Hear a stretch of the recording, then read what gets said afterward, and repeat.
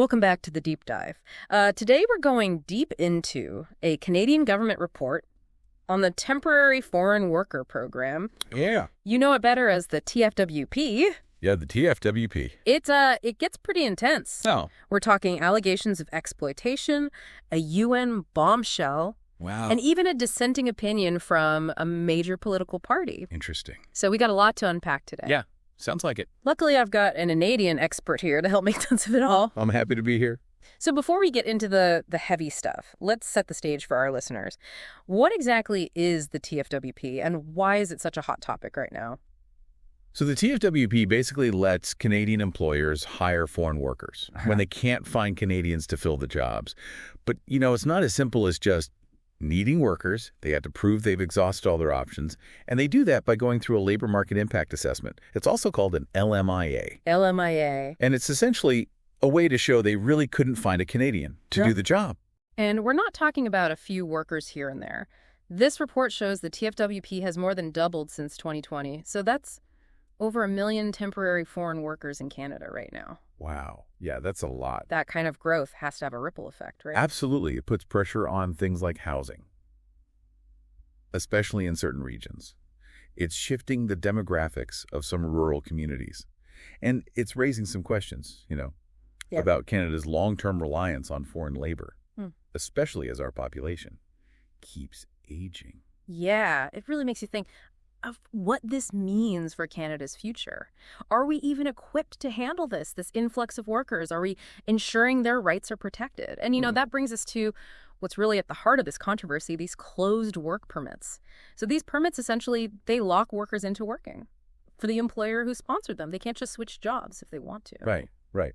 And while that might seem like a good way to keep things organized and ensure some accountability, it creates a situation where the workers are very dependent on their employer. So what happens if the work environment is toxic or if they're being mistreated? Yeah. It's incredibly difficult to speak up or even to leave when their entire life in Canada hinges on that one job. It's almost like a catch-22. You're brought here to work, but the system makes it hard to leave a bad situation.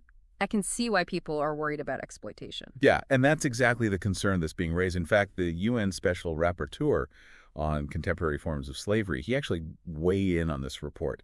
And he didn't mince words. No, he did not. His statement definitely caught my attention, calling parts of the TFWP a potential breeding ground for contemporary forms of slavery. I mean, that's a pretty serious accusation. It is, and he based that statement on interviews with migrant workers.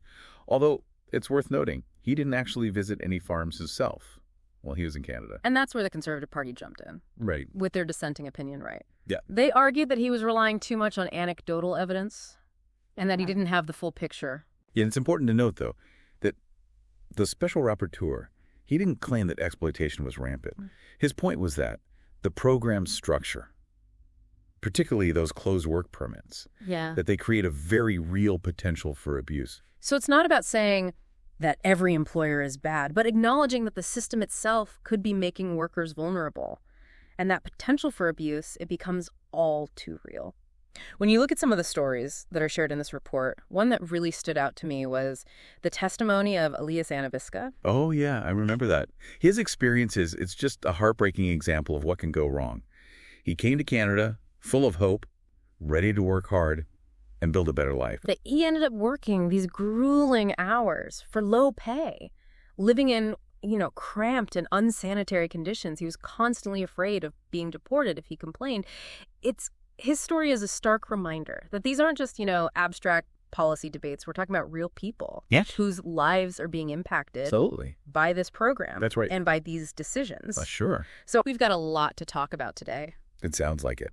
And sadly, Elias's experience, it isn't an isolated incident. Right. The report details other cases of overcrowded housing, unsafe working conditions, even sexual harassment. It's awful. Yeah, and these stories, they raise serious questions about whether the existing protections for workers are actually enough. Because on paper, there are options, right? Right. Workers can report abuse. They can apply to switch employers in certain situations. In theory, yeah. But as we've heard from workers like Elias, those options are often way too slow, too complex, or even worse, they require cooperation from the employer, Who's mistreating them? Oh, wow. It's a system that seems to be set up to protect employers more than the workers themselves. And then there's that shocking statistic about the open work permit for vulnerable workers. Right. This is supposed to be a lifeline for people escaping these abusive situations, but the refusal rate is somewhere between 38 and 50%. That's almost half the people who are trying to get help are being turned away. What's going on there? Yeah, it's a clear sign that the system is failing those who need it most. Yeah. And even for those who do manage to get an open work permit, there's still the threat of blacklisting. Blacklisting. Yeah. You mean like other employers won't hire them because they've spoken out against a previous employer. Exactly. No one wants to be seen as a troublemaker. So even with an open work permit, finding a new job can be incredibly difficult. It just seems like no matter what system is in place, there's always that potential for exploitation. If workers just lack the power to push back. Yeah, I agree. So what can be done? The report outlines some alternative solutions to this closed work permit system, right? And there's a lot of debate surrounding each option. One proposal is open work permits, which we've already kind of touched on. Yeah. They would give workers the freedom to choose their employer. Yeah. But there are concerns that this could destabilize industries that rely on a predictable workforce, especially sectors like agriculture. Yeah. So it's tricky. How do we balance workers' rights with the needs of these essential industries? That's the question. Yeah, for sure. Really is. The report also explores another option, sectoral permits. Okay.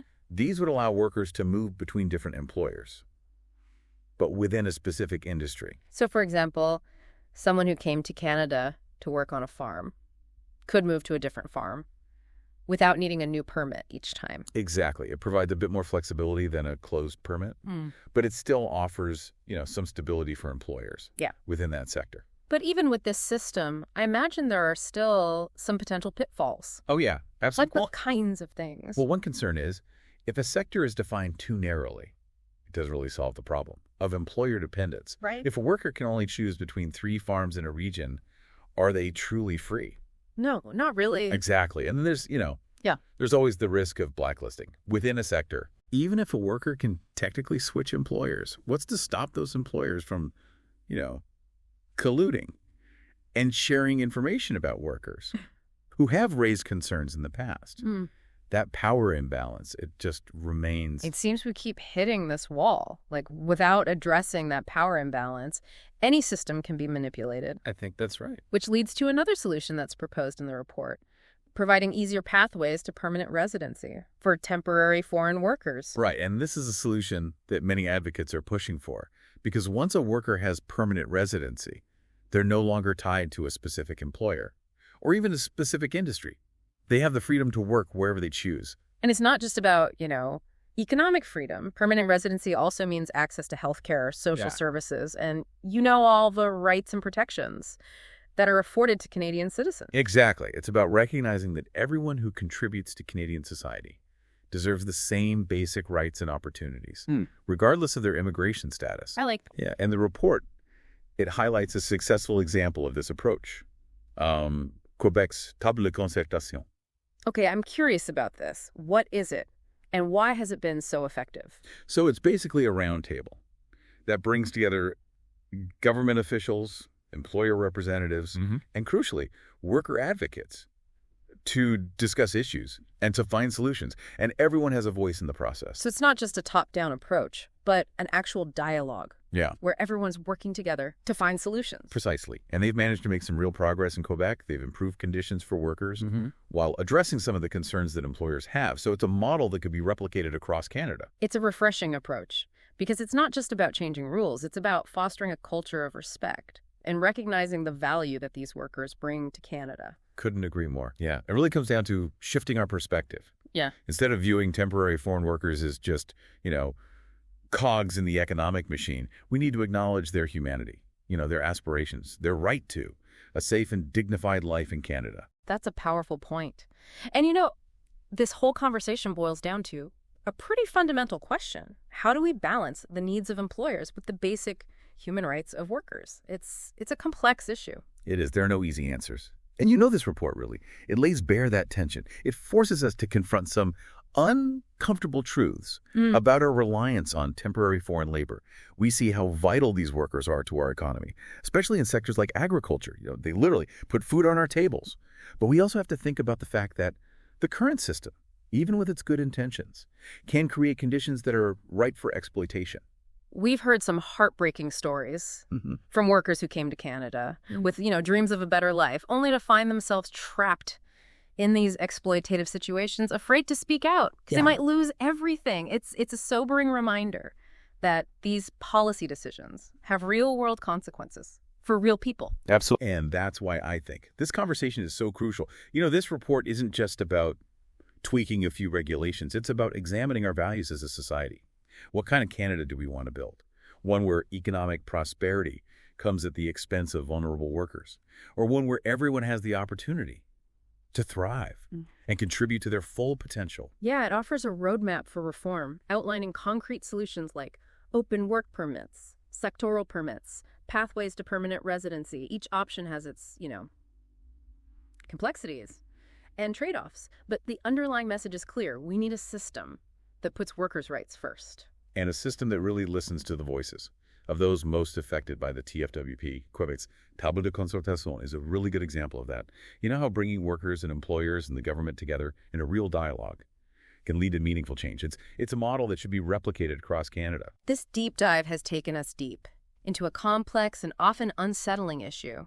We've seen how a program designed to fill labor gaps can accidentally create a system that makes workers vulnerable to exploitation. But we've also seen some, glimmers of hope in innovative solutions and the unwavering advocacy of those fighting for a more just and equitable system. I hope this conversation has left you with a deeper understanding of the TFWP and the really crucial questions it raises about Canada's future. This isn't just an economic issue, it's a human rights issue, and it's one that demands our attention and our action. We've covered a lot of ground today, but this is just the beginning. I encourage you to continue exploring these issues, engage in conversations about the future of work in Canada, and consider what role you can play in shaping a system that values the contributions and protects the rights of all workers. Thanks for joining us for another Deep Dive. We'll see you next time.